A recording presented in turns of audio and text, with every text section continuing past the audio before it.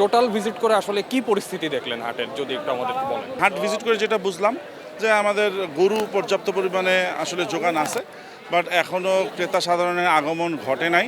আমরা আশা করতেছি আজকে রাতে কিংবা কালকে দিনের বেলা ইনশাল্লাহ আমাদের ক্রেতা সাধারণের আগমন ঘটবে। ঢাকা শহরের একটা সবচেয়ে বড় ডিসঅ্যাডভান্টেজ হচ্ছে যারা গরু কোরবানির জন্য কেনেন, বেসিকলি তো হচ্ছে তাদের রাখার যোগানটা, জায়গাটা কিন্তু খুবই স্বল্প। মানে রাখা নিয়ে তাদের একটা আসলে সমস্যা পোহাতে হয়। অ্যাপার্টমেন্টের নিচে বাসার সামনে তেমন জায়গা নেই, যার কারণে ঢাকার যারা কোরবানি দাতা তারা বেসিকলি তেমন আগে গরু কেনেন না। তো আমার কাছে মনে হয় আজকে রাতে কিংবা কালকে দিনের বেলা ইনশাল্লাহ ক্রেতারা আসবেন এবং তাদের পছন্দনীয় গরু তারা কিনবেন।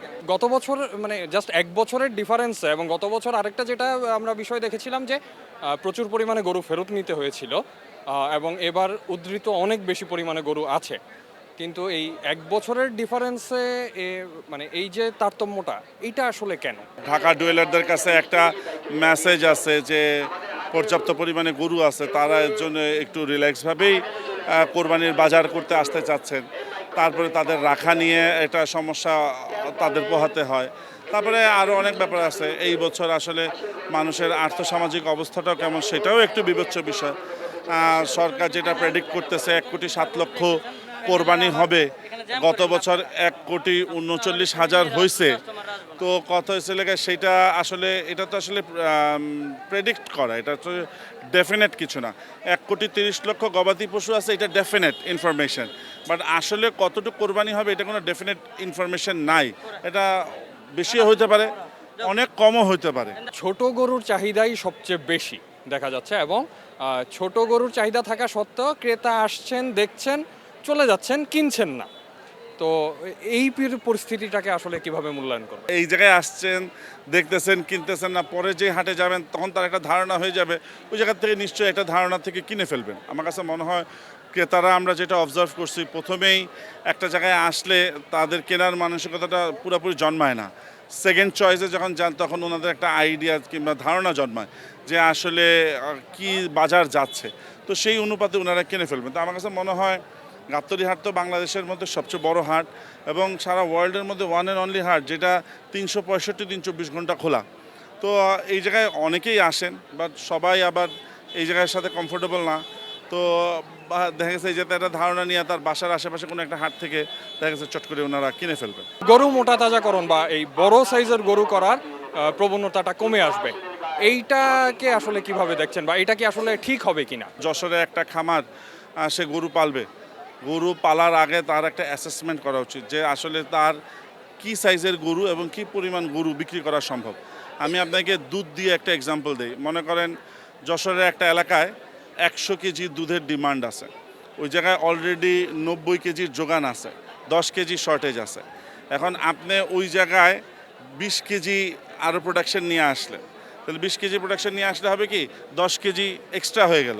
ওই 10 কেজি এক্সট্রার জন্য আপনিও যেমন ক্ষতিগ্রস্ত হবেন, আপনার আগে যারা 90 কেজি প্রডিউস করতো তারাও কিন্তু ক্ষতিগ্রস্ত হয়ে যাবে এই 10 কেজি এক্সট্রার জন্য।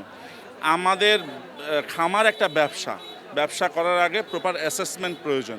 আমার কাছে মনে হয় আপনারা আগে অ্যাসেস করেন যে আপনারা কি করতে চাচ্ছেন। আপনারা বড় গরু পালতে চাচ্ছেন, সেটা নিয়ে কোথায় বিক্রি করবেন, কিভাবে বিক্রি করবেন। আপনারা যদি সন্তুষ্ট হন তাহলে বড় গরু পালন করেন। আপনারা যদি মনে করেন যে ছোট গরু পাললে আপনাদের বিক্রি করতে সহজ হবে, একটার জায়গায় 10টা পালবেন, প্রফিটটা মেকআপ হয়ে যাবে, তাহলে আপনারা ওইটা করেন যেটার ডিমান্ড সবচেয়ে বেশি। ছোট গরু, বড় গরু একটা অ্যাক্সিডেন্ট হয়ে গেলে কিন্তু একটা ছোট খামারি সর্বস্ব হয়ে যাবে, কিন্তু একটা 10টা গরু পাললে, একটা ছোট গরু আল্লাহ না গরু কোনো একটা অ্যাক্সিডেন্ট হলে কিন্তু তেমন বড় একটা ক্ষতির সম্মুখীন তারা হবেন না। তো সুতরাং আমার কাছে মনে হয় বিজনেস করার আগে অ্যাসেসমেন্ট করাটা ভেরি ইম্পর্ট্যান্ট। আপনার খামার সম্পর্কে জানতে চাইবো যে এবারের ঈদে স্লটারিংয়ের বিষয়েও অফার দিয়েছেন, তো সব মিলিয়ে কেমন সাড়া পাচ্ছেন এবং এখন পর্যন্ত সেলিং কোয়ান্টিটি যদি আমাদেরকে একটু জানান। স্লটারিং আমরা 2020 সাল থেকে আসলে শুরু করছি, করোনার মধ্যে যখন এটা নিয়ে অনেক রকমের সমস্যা হচ্ছিল।